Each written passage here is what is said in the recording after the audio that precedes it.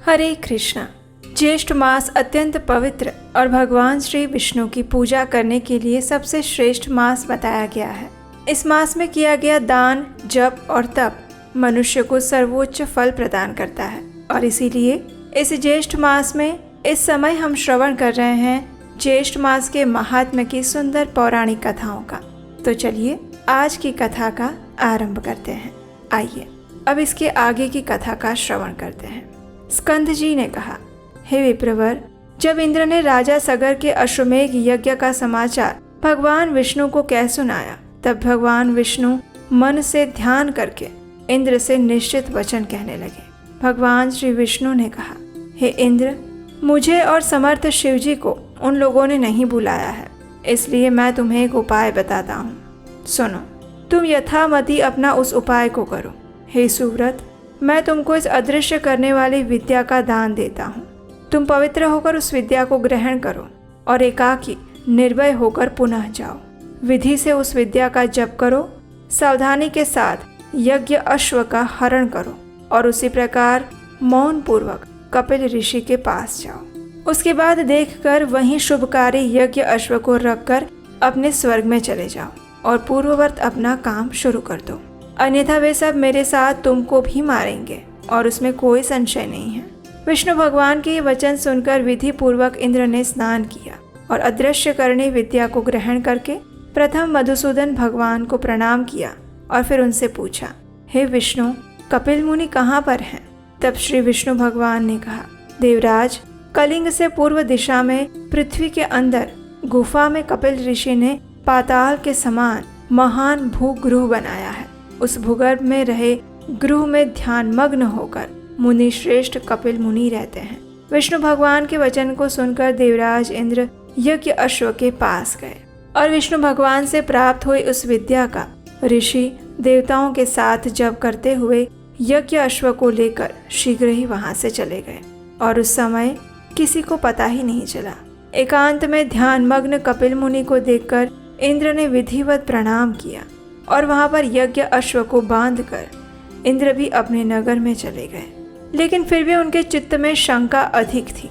इधर यज्ञ अश्व के हरण हो जाने पर हय रक्षक एक साथ अज्ञान से मोहित होकर राजा से आकर कहने लगे, हे वसुधापते, यज्ञ अश्व कहाँ गया अथवा कौन उसे ले गया, ये हम लोग नहीं जानते।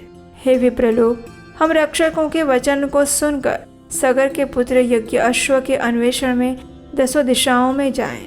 समस्त पृथ्वी के तल भाग को देखकर देवलोक देखने के लिए स्वर्ग में जाएं। उसके बाद नक्षत्र लोक को गए और फिर इंद्र की पुरी में भी प्रवेश किए। संशय में पड़कर व्याकुल सगर पुत्र इंद्र के प्रत्येक गृह में और दूसरों के गृह तथा नगर में अटारी, समस्त शाखा, वन, उपवन, दिक्पालों के लोक, ब्रह्मलोक, कैलाश, हिमवान और अन्य पर्वतों की श्रृंखला, मेरु पर्वत, समस्त गुफा और शिखर, गंधर्व लोक, पक्षी लोक और उसके बाद आने वाले विष्णु लोक में भी जाकर आए। इस प्रकार वे सगर पुत्र समस्त लोकों में गए, लेकिन कहीं पर भी उन्हें यज्ञ का अश्व नहीं दिखा और तब वे लोग पाताल लोक में गए। वहां जाकर 7 पातालों को देखा और उसके बाद अपने शिविर में गए और सब दुखी हो गए। उसके बाद वे प्राण त्याग करने को तत्पर सभी काल से प्रेरित होकर पृथ्वी को खोदने लगे और अकस्मात ही उस स्थान से मिला हुआ 100 योजन के विस्तार में इंद्रालय के समान और मनुष्यों से रहित ऐसी दिव्य गुफा उन्हें प्राप्त हुई। उसे देखकर वे सभी उस गुफा में चले गए। वहां जाकर कमल रज्जु से बंधा यज्ञ अश्व देखा। उसके बाद वहां पर ध्यान में लिप्त कपिल नामक ऋषि को देखा, जो कि मन से सृष्टि, संहार, श्राप और अनुग्रह करने वाले थे। कपिल ऋषि के प्रभाव से अपरिचित उन मूर्ख सगर पुत्रों ने कपिल मुनि को चोर समझ लिया और उनसे कहा कि इसी ने घोड़े की चोरी की है और अब भय से यहाँ ध्यान लगाकर बैठ गया है। हम लोगों के भय से भूगृह बनाकर दुष्ट यहाँ ऋषिवत व्यवहार कर रहा है। इसको अच्छी तरह से बांधकर राजा सगर के पास ले चलो। इतना कहकर उन शूर सगर पुत्रों ने थोड़ा कोलाहल किया और उन कपिल मुनि को बांध दिया। उसके बाद कतिपय लोगों ने उन पर प्रहार किया। ध्यान को त्याग कर जब तक कपिल मुनि उनको देखते हैं तब तक वे सभी सगर पुत्र कपिल मुनि के नेत्र अग्नि से जलकर भस्म हो जाते हैं। और इस प्रकार भविष्य पुराण में वर्णित ज्येष्ठ मास के 13वें अध्याय का तात्पर्य संपूर्ण हुआ। चलिए अब बात करते हैं एक गुड न्यूज़ की। आखिर 3 साल बाद फिर एक बार हम आपके लिए वही विशेष आत्मसात कोर्स लेकर आ रहे हैं। हमारी लाइफ की प्रैक्टिकल प्रॉब्लम्स का रियलिस्टिक सॉल्यूशंस भगवत गीता से कैसे मिल सकता है, यही चीज़ हम सीखेंगे 18 सत्रीय इस आत्मसात कोर्स के अंदर। ये कोर्स सिर्फ महिलाओं के लिए है। Women can register themselves. उसका लिंक नीचे डिस्क्रिप्शन बॉक्स में दिया गया है। उस गूगल फॉर्म को भर के आप अपने आप को रजिस्टर कर सकते हैं इस कोर्स के लिए। कोर्स से जुड़ी हुई और भी जानकारी नीचे डिस्क्रिप्शन बॉक्स में मिल जाएगी।